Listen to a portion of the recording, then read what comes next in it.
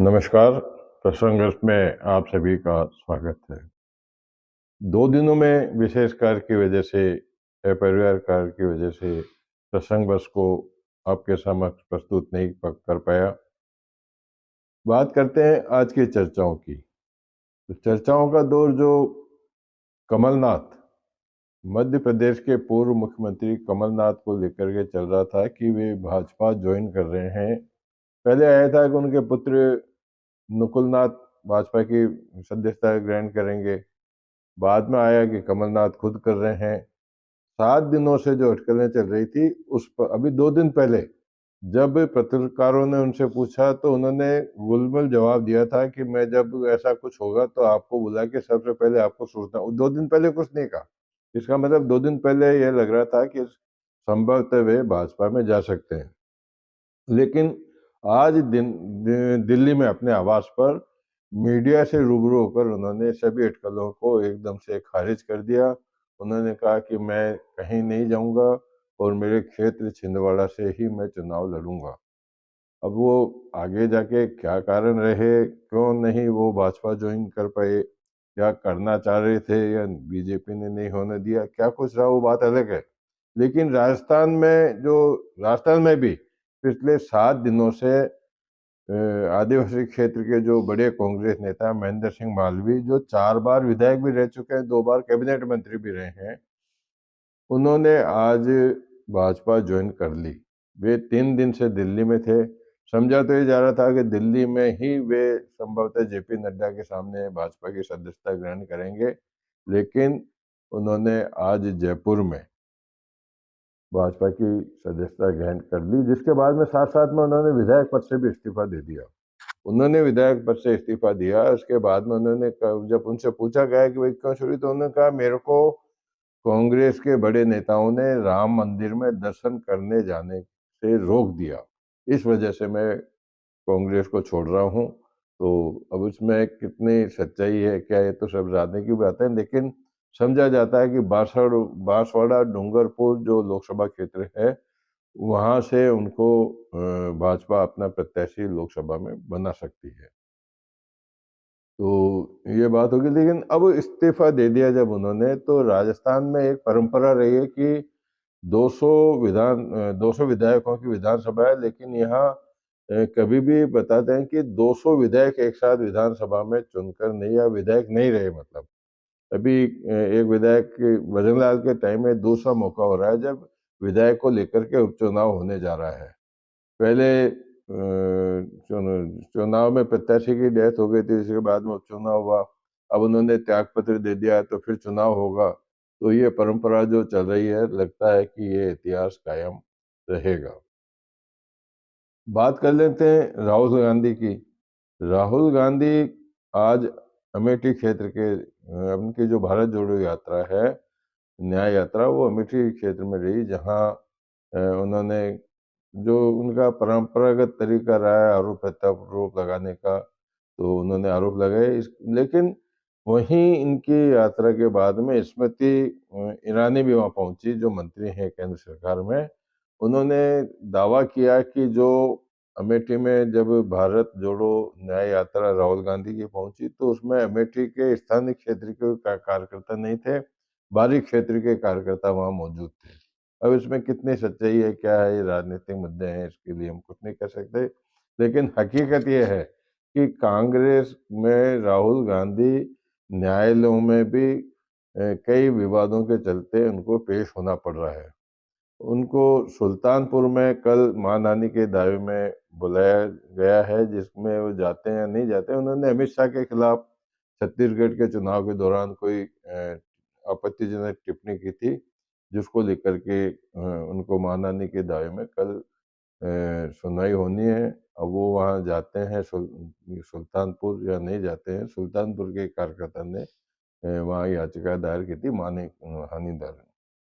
लेकिन इसी के बीच में जब उन्होंने प्रधानमंत्री नरेंद्र मोदी के मामले में जो ओपीसी वाद के जो आरोप लगाए थे, उसको लेकर के जयपुर के महानगर न्यायालय में एक आपत्ति दाखिल की गई, जिसमें यह कहा गया कि राहुल गांधी खुद अपनी जात को छिपा करके दूसरों की नफरत फैलाना चाहते हैं। उन्होंने ये तो आरोप लगाए कि वो नफरत फैलाना चाहते हैं, साथ ही कहा कि राहुल गांधी के कश्मीरी कोल ब्राह्मण जाति के दत्तात्रेय गोत्र होने को भी उन्होंने चुनौती दी। मतलब जब राहुल गांधी प्रधानमंत्री नरेंद्र मोदी पे ओबीसी वाली चुनौती दे रहे हैं, तो एक एडवोकेट महोदय हैं, उन्होंने इस मामले में जो आपत्ति दर्ज करा करके महानगर न्यायालय ने अब 23 फरवरी को कार्यालय की रिपोर्ट के लिए उनको बुलाया है। बात करते हैं इंडिया गठबंधन की, तो इंडिया गठबंधन के भी अब सक्रिय होने की कोई संभावना नहीं, क्योंकि सपा में आज जब अमेठी में थे राहुल गांधी, तो अखिलेश यादव उनकी यात्रा में शामिल नहीं हुए। इसके ठीक विपरीत उन्होंने 11 लोकसभा क्षेत्र के प्रत्याशियों के नामों की भी घोषणा कर दी। लेकिन जब मीडिया ने उनसे बात की तो उन्होंने कहा कि सीटों के बंटवारे के लिए बातचीत चल रही है। अगर सीटों का बंटवारा संतोषजनक तरह से हो जाता है तो भारत जोड़ो यात्रा में भी शामिल होंगे। तो अब होंगे नहीं होंगे ये सब चीज़ें अलग से चल रही है। आज जब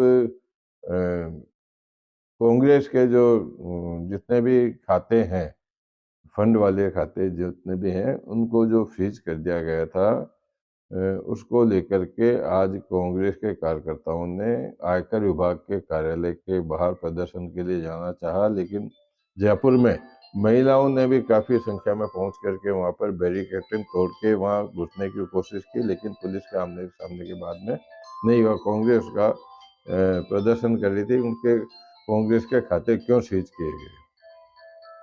पाली पाली में भी अब एक नया इतिहास रखने जा रहा है, जहां ओम के आकार के, ओम भगवान के ओम के आकार का पहला शिव मंदिर का आज उद्घाटन हुआ। उस समय में मुख्यमंत्री भजनलाल शर्मा वहां थे।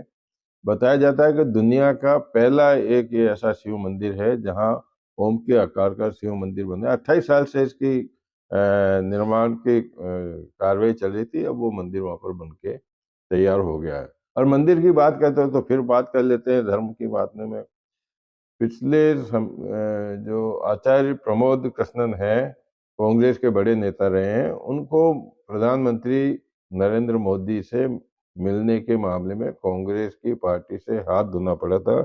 लेकिन आज जब उस मंदिर का शिलान्यास होना था कल्कि आश्रम का, तो वहाँ काफी संख्या में अन्य संत महात्मा भी थे। उन्होंने भी प्रधानमंत्री नरेंद्र मोदी की कई तरीके से उदाहरण देते हुए तारीफ की।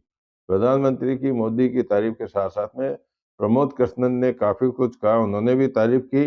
लेकिन उन्होंने कहा कि मुझे उस तरह से विश्वास था कि प्रधानमंत्री मेरे यहाँ आएंगे, जिस तरह से सबरी को ये इंतजार था, ये विश्वास था कि भगवान राम उसकी कुटिया में आएंगे, वैसे ही प्रमोद कृष्णन ने कहा कि मुझे भी विश्वास था कि नरेंद्र मोदी मेरे इस कार्यक्रम में जरूर आएंगे।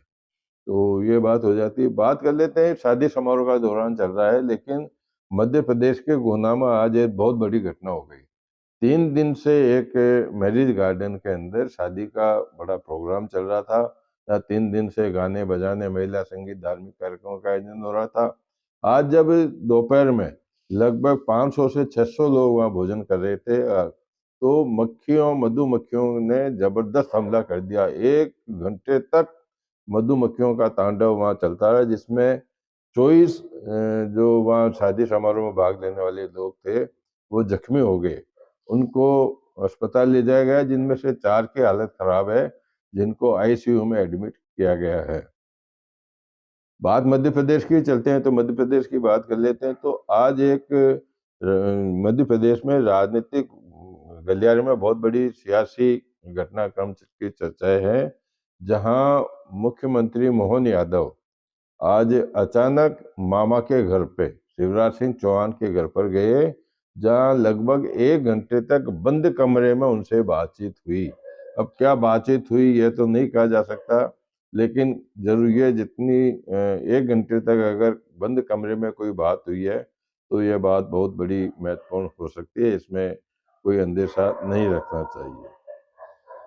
धर्म की बात कर ले तो राजस्थान सरकार जो है वो भी अब राजस्थान के जो गुर्जर समाज के बड़े स्थान हैं माला श्री डूंगरी है, सवाई भोज मंदिर है, साधु माता की बावड़ी वाला गढ़मोता का मंदिर है, उसके विकास के लिए एक डीपीआर बनाने के लिए गृह राज्य मंत्री जवाहर सिंह मैडम के सानिध्य में और जो पर्यटन विभाग के अधिकारी हैं और ओंकार सिंह लेखावत वगैरह उनके सानिध्य में एक बैठक हुई, जिसमें उसकी डीपीआर बनाने का भी निर्णय लिया गया, फैसला किया गया। इससे लगता है कि धार्मिक स्थानों का अब उद्धार सरकार करेगी और उद्धार होना भी चाहिए।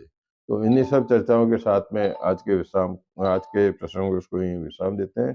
कल फिर नई चर्चाओं के साथ में आपके सामने उपस्थित होऊंगा। तब तक के लिए नमस्कार।